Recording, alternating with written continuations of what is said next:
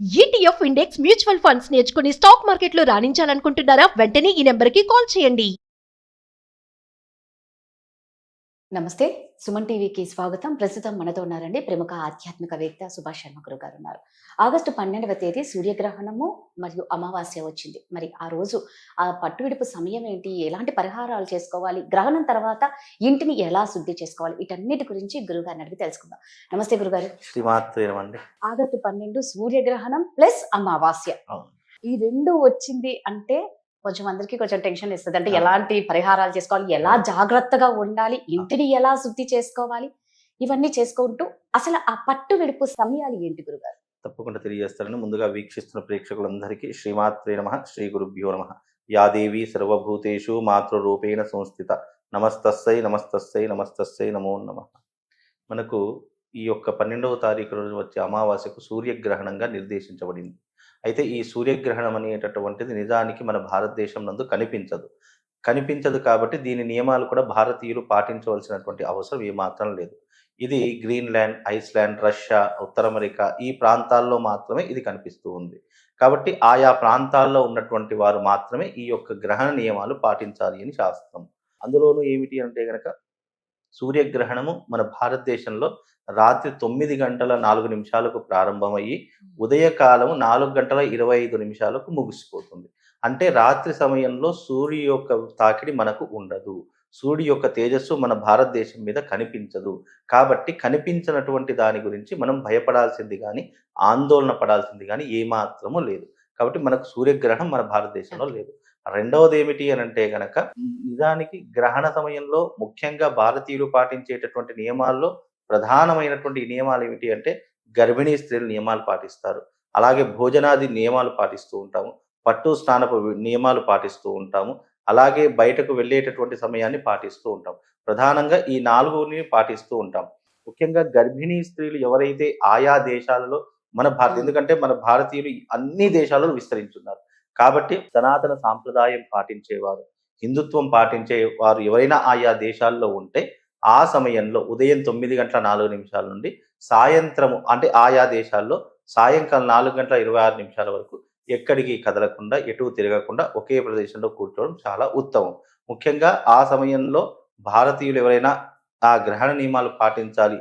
సూర్యుడు ఎక్కడైనా సూర్యుడే కాబట్టి ఆ గ్రహణ నియమాలు పాటించాలి అని అంటే గనక ఆ సమయంలో ముఖ్యంగా జపాది, తపాది, హోమాది క్రతువులు ఆచరణ చేసుకుంటే విశేషమైనటువంటి పుణ్య ఫలితం కలుగుతుంది అని శాస్త్రవచనం. కనుక ఈ సమయంలో గ్రహణం అనేటటువంటిది మన భారతదేశంలో లేదు. ముఖ్యంగా భారతీయులు అమావాస్య రోజున ఏం చేసుకోవాలంటే పిండ ప్రదానాలు చేసుకోవాలి. అంటే పితృతర్పణాలు, పిండ ప్రదానాలు ఇలాంటివి చేసుకుంటే ఎంతో కొంతవరకు మనం శుభం లాభం కలుగుతుంది అనేటువంటి శాస్త్రవచనం. గ్రహణం తర్వాత ఇంటిని ఎలా శుద్ధి చేసుకోవాలి? ముఖ్యంగా మనకు అమావాస్య గ్రహణము తర్వాత తెల్లవారితే మనకు శ్రావణ మాసం ప్రారంభమవుతుంది. కాబట్టి శ్రావణ మాసం ఎవరైనా ఇల్లు శుభ్రపరచుకోవడం అనేటటువంటిది ఆనవాయితీగా వస్తుంది. కాబట్టి తెల్లవారితే యథావిధిగా ఇల్లంతా శుభ్రం చేసుకొని గుమ్మానికి మామిడి తోరణాలు పెట్టుకొని ఆ రోజున యథాకాలముగా కాకుండా ఉదయకాలం బ్రాహ్మీ ముహూర్తంలో లేచి ఆ రోజున ఇంటిని అంతటినీ శుభ్రపరచుకొని, పూజా మందిరాన్ని అంతటినీ శుభ్రపరచుకొని, శుచిగా శుభ్రతగా ఆ ఇంటిల్లిపాది అందరూ కూడా కలిసి ఆ రోజున ఇంట్లో ఉన్నటువంటి దేవాలయంలో అంటే ఇంట్లో ఉన్నటువంటి పూజా మందిరం ఉంటుంది కదా, ఆ పూజా మందిరానికి వెళ్ళి దేవుళ్ళన్నింటినీ శుభ్రం చేసుకొని యథావిధిగా వాటిని గంధము, పసుపు, కుంకుమలతో, అక్షతలతో పూజించేసి ఆ రోజున ఇంటి ఆవరణలో తప్పకుండా ముగ్గులు వేసి, అలుకుపూత వేసి ముగ్గులు వేయాలి అని శాస్త్రం. కానీ ఇప్పుడున్నటువంటి సమాజంలో అవన్నీ కూడా అవకాశం లేదు. అంటే అలుకుపూత వేయడం, ముగ్గులు వేయడం అవకాశం లేదు. కాబట్టి కనీసం ఇంటినైనా శుభ్రపరచుకుంటే శుభం లాభం కలుగుతుంది. బ్రాహ్మీ ముహూర్తంలో లేచి ఇల్లంతా శుభ్రపరచుకోవాలి అనేటటువంటి శాస్త్రవచనం. మీరు అన్నట్లు ఇది మన భారతదేశంలో ఈ గ్రహణం అనేది మనకు అది అంత వర్తించదు. కాబట్టి ఇప్పుడు మీరు చెప్పినట్లు పరదేశాలలో ఉన్న వాళ్ళు కూడా ఇలాగే పాటించారు. పరదేశాలలో కూడా ఇలాగే అంటే ఎవరైతే ఇప్పుడు మామూలుగా భారతీయులే పాటించడం చాలా కష్టమైపోయింది. ఇక ఇతర దేశాల్లో పాటించరా అనేటటువంటిది నియమం లేదు. ఎందుకు అని అంటే కనుక ఇతర దేశస్తులు దీని ఒక సైంటిఫిక్ రీజన్ గా చూస్తారు. కానీ మన భారతీయులు మాత్రం దీని ఒక ఆధ్యాత్మిక కోణంలో చూస్తారు. ఆధ్యాత్మిక కోణంలో చూస్తే కానీ ఇది తప్పకుండా దీని యొక్క నియమాలు మనం పాటిస్తాం. కానీ పరదేశంలో ఉన్నటువంటి వారు దీన్ని ఒక సైంటిఫిక్ రీజన్గా చూసి ఈ గ్రహణం అనేటటువంటిది ఉంది కాబట్టి దీన్ని ఒక సైంటిఫిక్ రీజన్గా చూడాలి తప్ప ఆధ్యాత్మిక కోణంలో చూడకూడదు అనేటటువంటి సామాజిక వర్గంలో బ్రతికే వారికి మనం ఏం చెప్పలేం. కానీ ఈ గ్రహణం అనేటటువంటిది ఆయా దేశాల్లో కనిపిస్తుంది కాబట్టి సూర్యుడు మనకు తండ్రి కారకుడు అని చెప్తాం జ్యోతిష్యంలో. తండ్రి కారకుడు సూర్యుడు కాబట్టి అలాంటి సూర్యుడికి గ్రహణం పడుతుంది కాబట్టి దాన్ని సూతక కాలము అని అంటూ ఉంటాము. సూతక కాలము అంటే ఏంటంటే ఇప్పుడు మామూలుగా ఎవరైనా చనిపోయినా కానీ ఎవరైనా రజస్వలు అయినా కానీ వాళ్ళ ఇంట్లో మనం ముట్టుడు పాటిస్తూ ఉంటాం. అలాగే భగవంతుడికి కూడా ఈ గ్రహణ కాలం అని సూతక కాలం అని అంటూ ఉంటాము. కాబట్టి ఈ సూతక కాల సమయంలో మనము భారతీయులు కూడా స్నానాది క్రతువులు ఆచరించడంలో ఏమాత్రం తప్పులేదు. కానీ మనం రాత్రి 9 గంటల సమయంలో ఆల్మోస్ట్ అందరూ పడుకొని ఉండేటటువంటి సమయం, ఎక్కడికి వెళ్ళలేనటువంటి సమయం. కాబట్టి ఆ సమయంలో కాకుండా మళ్ళీ తెల్లవారితే యథావిధిగా స్నానాది క్రతువులు ఆచరిస్తారు కాబట్టి దోషం ఏం లేదు. అందుకని భారతదేశంలో ఈ గ్రహణ నియమము వర్తించదు. కాబట్టి దీని గురించి నియమాలు పాటించవలసిన పని కూడా ఏమాత్రం లేదు. దేవుణ్ణి నామస్మరణ చెయ్యాలంటే ఎందుకంటే కడుపుతో ఉన్న వాళ్ళు ముఖ్యంగా ఎలాగో గ్రహణం కాబట్టి ఇక్కడ దేశాల్లో కాకపోయినా మన భారతీయులు ఉంటారు పరదేశంలో. సో ఏ దేవుణ్ణి నామస్మరణ చేస్తే మంచిది? ముఖ్యంగా విష్ణుమూర్తి నామస్మరణ చేయడం, శివారాధన చేయడం చాలా విశేషము. అలాగే అమ్మవారి యొక్క ఆరాధన చేయడం చాలా విశేషము. ఆ రోజున ముఖ్యంగా లలితా సహస్రనామ స్తోత్రం కానీ లేదా శివనామస్మరణ చేసుకున్నా కానీ విష్ణు సహస్రనామ పారాయణం చేసుకున్న విశేషమైనటువంటి పుణ్య ఫలితం కలుగుతుంది.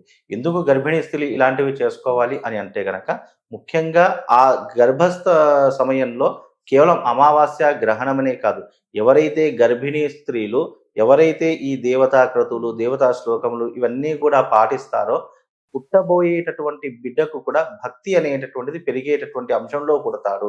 అందుకే భక్త ప్రహ్లాదుడు విష్ణుమూర్తి యొక్క అంశంలో పుట్టాడు. ఎందుకు అని అంటే విష్ణుమూర్తి యొక్క నామస్మరణ వింటూ వింటూ వింటూ ఆ యొక్క తన తల్లి అయినటువంటి ఆమె ఆ విష్ణు నామాలను వినుకుంటూ ఆ యొక్క గర్భస్థ శిశువు కూడా వింది కాబట్టి భక్త ప్రహ్లాదు విష్ణుమూర్తికి అంత గొప్ప భక్తుడు అయ్యాడు.